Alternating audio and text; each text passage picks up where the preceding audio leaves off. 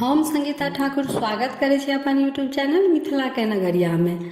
आइ के एहि वीडियो में बुझब जे नव विवाहित यानी नवकन्या जिनकर पहिल बरसाइत छनि ओ बरसाइतक पूजा केना करती। हर जगह के नियम में कुछ अंतर भ सकै अछि, मुदा मिला जुला के लगभग मिथिलांचल में एके रंग बरसाइत पूजे के विधि अछि। हमरा जतेक जानकारी अछि, जतेक नियम हम बुझे छी, अहाँ सबसे शेयर कर रहल छी। हम जतेक नियम बता रहल छी, अगर अहाँ सबके क्षेत्रक हिसाब से कुछ अंतर रहत त कमेंट में अपन गांवक नाम के सहित जरूर लिखब। बरसाइत के एक दिन पहले ही नियम शुरू भ जात। कन्या बरसाइतक एक दिन पहले ही नहा खेती।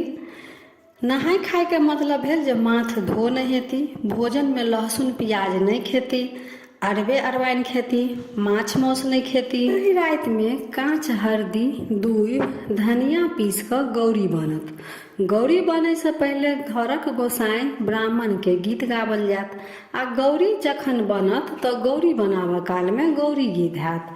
गौरी बना नव सरवा में राख लाल कपड़ा से झाँपल जात। तखने विषहारा लेल लावा भूजल जात आ उड़ीद दालि के बर सेहो बनत। बर केना बनाब तऽ उड़ीद दालि के फुला कऽ पीस लेब आ गोल गोल कनि चपटा कऽ कऽ तेल में छानि लेब। जखन ओ ठंडा भऽ जायत तऽ सुतरी में गाँथि कऽ माला बना लेब। ओ माला बहिनी में पहिरा देब। माला में 14टा बर रहत। बर गाँथा समय सुइया के प्रयोग नहीं करब। कोनो कटकी के सहारा ल सुतरी में गाँथि लेब।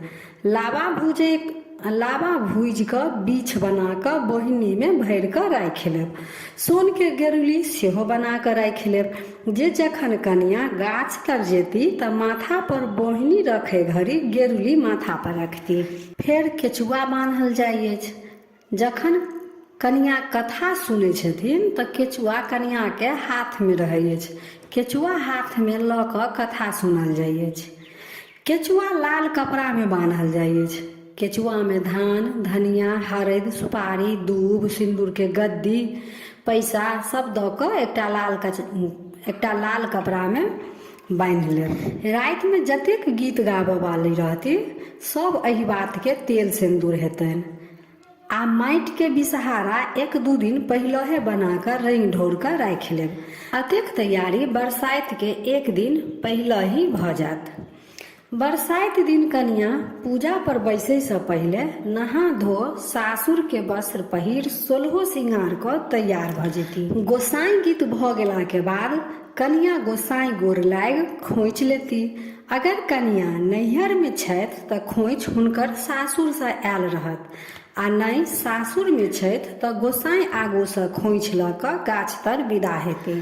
अगर बड़ गाछ तर जा रहल छी त बहुत बढ़िया आ नहीं त अंगने में एकटा बड़क ठाढ़ि रोपि क पूजा क सकै छी। पहिल बेर नवकन्या लेल यह ठीक रहै अछि, कियाकि पहिल बेर बरसाइत में ब्राह्मणी आबि कथा कहै छथिन आ बहुत विस्तार से पूजा पाठ होइ अछि। आ बड़ गाछ तर आइ के दिन बहुत गोटे पूजा करै छथि त ओतऽ पूजा करे में दिक्कत हैत। पहिल बेर अंगने में बड़क ठाढ़ि रोपि क पूजा करे में वह बढ़िया रहत।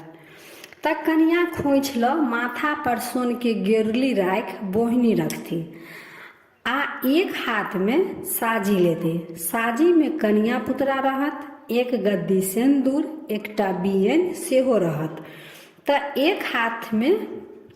एक हाथे माथ पर बहिनी आ एक हाथ में साजी लग गाछ तर एती। तब गाछ तर पूजा शुरू है। पूजा में गौरी आ साठिक नवेद पड़त।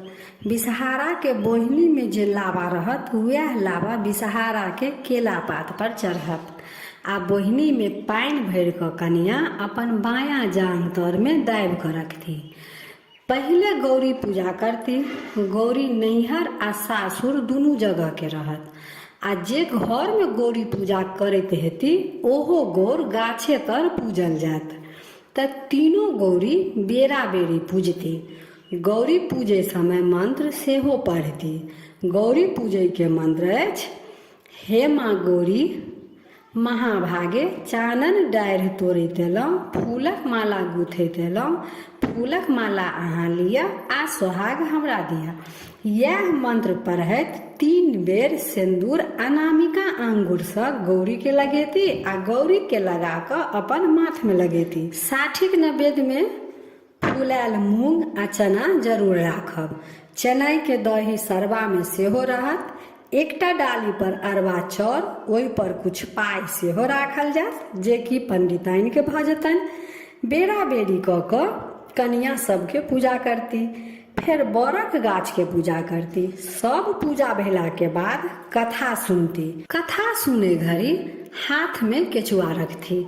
एकटा बरक पात तोड़ि माथ पर आँचर तर में सेहो रखती। जखन कथा समाप्त भऽ जायत तब बोहिनी के जे बरक माला पहनेने रहबै ओही में से बर तोड़ि कऽ 1 बेर पाछा फेंकती आ 1 बेर आगा फेंकती। जखन पाछा फेंकती तऽ कहथिन मोर दिअ आ जखन आगा फेंकती तऽ कहती बर लिअ। अहिना 7 बेर आगा आ 7 बेर पीछा फेंकती। माथ पर जे पात रखने रहती ओहो बरक पात तोड़ि तोड़ि कऽ 7 बेर पीछा आ 7 बेर आगा फेंकती आ ओहिना फकरा पड़ती। तय के बाद कन्या पुत्रा के बियाह करेती। बड़ा गाछ में 3 बेर घूमि कऽ धागा लपेटती, आम लऽ कऽ जल ढारती, बियन डोलेती, बर गाछ के जांकती, गला मिलती, सब नवेद उसरैग कऽ उठा लेती। फेर गोसाई गोर लागि कऽ अपना सब पैघ के सबके गोर लागि कऽ आशीर्वाद लेती। ओहि दिन कनिया नमक नहीं खेती, सूर्यास्त से पहिले मीठा भोजन करती।